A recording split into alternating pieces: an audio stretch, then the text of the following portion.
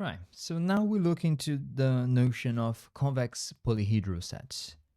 Um, so we've seen from last class that whenever we look at a feasibility set of linear programs, meaning the set of all possible solutions that satisfy the set of constraints, they end up looking like polyhedron, like things with vertices and faces. So we said then that they are polyhedral sets, but we never then defined what polyhedral set actually means. So let's look at that right now. So a polyhedral set is that set that can be described by a collection of inequalities, of linear inequalities like so. And by the way, notice here I'm using on purpose this greater than equal than for the sake of generality, but you could just the same use less or equal than, okay? It doesn't really change anything. And recall that m by n is an m by n matrix, so I'm in an n-dimensional space with m constraints, okay? And like we said, so the polyhedral set it's a consequence of the intersection of a collection of half spaces. And all these half spaces define each by one inequality. So remember that in Rn, an inequality defines a half space, separating the space in two parts. And you're gonna have one per row of this matrix, capital A. Okay. The boundary of the half space is a hyperplane that you will obtain when you look at the equation. Look at the equation that defines the inequality. So the equal part in the greater than equal than. So and then you have this is the boundary of each of the half spaces. Okay, we connected these, and we'll do it today again with the notion of activity of constraints. So here it is. The hyperplanes are the boundary of the half spaces. And we also say that the polyhedral set is bounded if it is confined within a finite region. So just to give you a quick example, you could have something that looks like so. Let me draw two of those very quickly here. So yeah, so you could have, say, two constraints that look like, say, this, and your feasibility set being that. So that is x1 and x2 in the positive orthant. So this is a bounded feasible region. But you could have exactly the same region with exactly the same constraints, say something like this and like this. Once again, this is x1 and x2. But now what you have is greater than equal to constraints, say. So we were talking about this feasible region here. And that feasible region is not bounded because it opens, it carries on to the infinite and beyond. Okay, so that's the notion of boundedness for any sets, really, including polyhedral sets. Right. So here are two pictures kind of illustrating the thing, the notion of hyperplanes, half spaces, and polyhedral sets. So on our left here, what we have is this hyperplane. I don't need this hyperplane, which separates the space in two half spaces. And by the way, that thing that we were saying that points to the positive also works in this context. Whenever you think of the normal vector A for this hyperplane, the vector A is always pointing to the positive side of the half space. Okay, you just have to remember that whenever you're thinking about this term, this thing is a inner product, remember, and then inner products. So A transpose X can be defined by the module of A times the module of X times the cosine of the angle formed by the two. So if you think of a point X here, okay, they all coming, say, from the origin to make things easier. This will be the angle theta between them. And if you remember how cosine works, as long as you have things, so cosine, the cosine function kind of works like this. So this is 0 degrees, 90 degrees, 180 degrees, 270 degrees, or pi over 2, pi and 3 pi's over 2. And whenever you get up to 90 degrees, your cosine is positive in sign. As soon as you go beyond 90 degrees, it becomes negative, right? So everything that forms a angle of 0 up to 90 degrees with A is going to be positive because this is non-negative, this is non-negative, and this is positive. Then it becomes 0, then it becomes negative. So as soon as you get into the realm beyond the hyperplane, you start to see negative values for this. Okay, so that's kind of a way of thinking about it. And of course, this is a fine of a constant. You can just play out with the constraint. B can be that would work for B equals 0 and for any B really. Just a translation. All right, so just as a way to kind of think about these. And then when I think about all of the collection of hyperplanes, right, and then I think of all the constraints A1 x product x greater than or equal than B1, 2, 3, 4, and 5.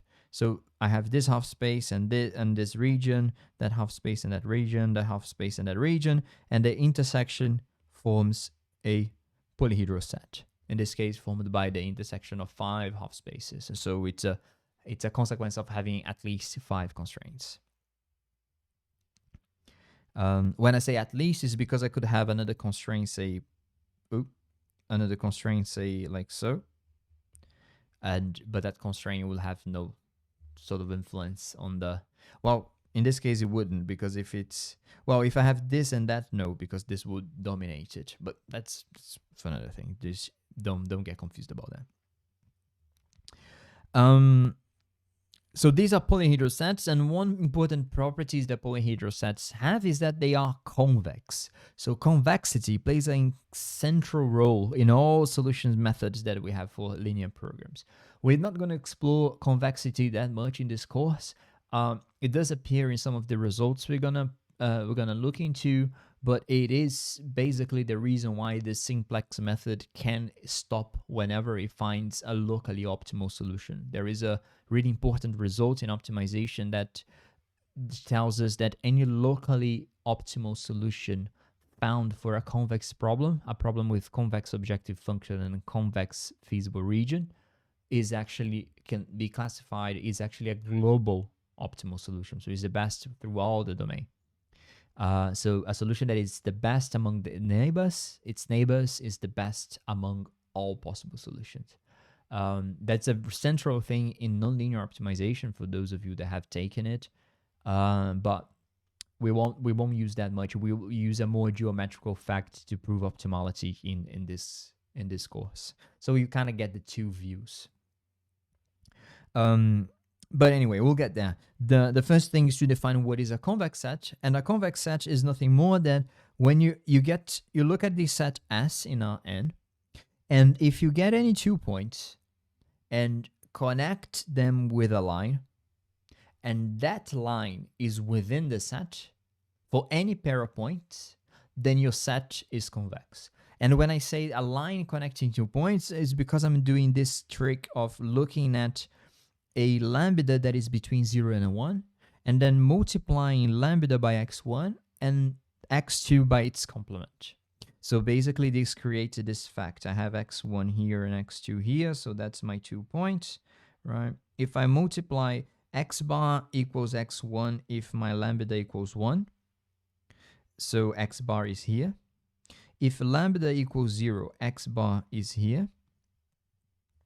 And if I have lambda say half, so I get half of x1, half of x2, my x bar is there. So this is lambda equals half.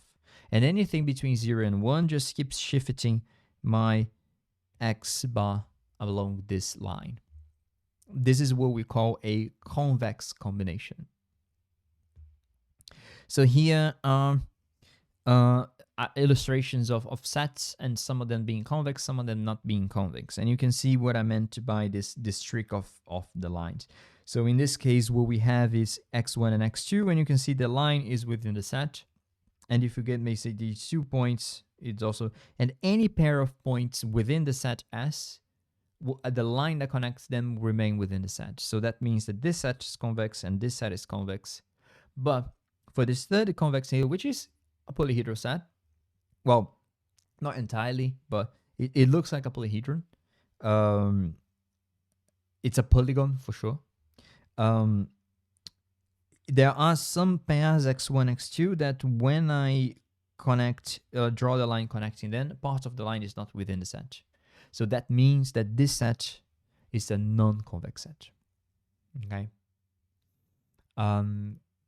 So with that definition of convex set, we can look into something that is really useful for us, which is the notion of convex holes.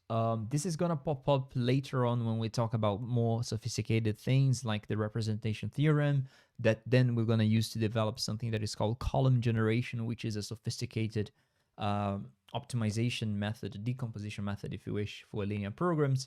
It's applicable for large-scale linear programs that we're going to see later on in the course, I think in more or less just about 8 weeks' time. We have a long road before we get to that. But anyway, this is part of it. So we're gonna revisit this whenever we need. And it's the notion of convex holes. So basically, a convex combination is just what we defined now. So, but now I'm generalizing it for k points, not only 2. So I get a real number for each of my xk vectors, and I have the following 2 rules employed to those multipliers. The first is that they can't be negative; they have to be either 0 or positive, and they have to sum 1. Okay, so that means that when I do so, any x that I get by getting these multipliers and multiplying by the elements I have gives me a convex combination. Okay, of my elements, my k elements. And we say that the convex hole, it's the what is around my set. You can think of a ship. The hull of a ship is the metal part that touches the water. So the convex hole of these elements, which is denoted by this. They can be misleading. When I do conv of these elements, I don't mean the convex combination, but actually the set that this creates, which is the convex hole. And the convex hole is the set of all convex combinations I can find of my collection of elements. So whenever you select a collection of lambdas satisfying these rules, you get a convex combination. When you look at all possible lambdas that satisfy these 2 rules and the points that they give me, this is what I get with, this is what defined by a convex hole. So I have some pictures here to show what it means to be a convex hole. So for example, if I have only 2 points, the convex hole of these 2 points is the line, which is all possible convex combinations I have. Like the convex combination, when lambda is half, I'm in the middle, and then so on and so forth, 0 and 1, or actually 1 and 0, and then so on and so forth. When I have 3 points, then it gets a bit more interesting, because basically is the line connecting them and everything in between, right? So if I get like a third of x1, a third of x2, and a third of xt, I'll probably end up in a point, say, like that. And then as soon as I play with these 3 weights, and I change their values, I get the points that are within this area here. And that's exactly the convex hole of x1, x2, x3. There is a cool result that we also look in more detail in nonlinear optimization that says that the convex hole is the intersection of all convex sets containing these 3 points. Or you can think of it as the vacuum packing, the convex vacuum packing of these 3 points. That's another way of thinking about it. A kind of interesting one is that when you start to have too many points, so in this case here we have 6 points, but you can see that x5 and x6, they're kind of within the convex hole. And it's because of that, it's the story of the vacuum packing again. You would pack me like so, and then these are just inside. They basically, these points can be represented as a convex combination of those. So they don't have a role in the geometry of the convex hole. Okay, and you can start thinking already that there is consequences between convex holes and linear independent vectors and so on. But basically, this is saying that you can find x5 can be written as a convex combination of these 4 points, and x6 can be also a convex combination of those points as well. So it doesn't necessarily is you wouldn't be able to be this, because this is not even convex. And you should expect that the convex hole is convex, right? All right. So this is a really cool theorem that we're going to look into in the exercise sessions. But basically, this is just, providing us the guarantees that polyhedral sets are going to be convex.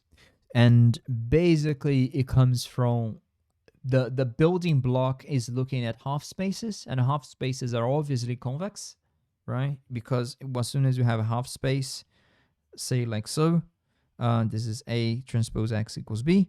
So any 2 points you pick here, the line connecting them will be in the set as well. So, convexity of half spaces is sort of trivially, it's not too hard to prove. And then you can show that, we will see that we can show that a polyhedral is a convex set because it's an intersection of convex sets. And it's not too hard to show that for a general convex set, the intersection of them is also convex. The convex combination of a finite number of elements of a convex set belongs to the set. That's basically showing what we had in the last picture there. And then the last of the key results is that convex holes, they are convex sets. And that's going to be important for us when we look back at how to use the notion of convex holes to develop a solution method. So here is a sort of a proof by picture, more or less. This is showing the first case. So a general convex set and a polyhedral set that is convex. And then I look at the intersection of them. You can see that the intersection, this blue region there, is also convex.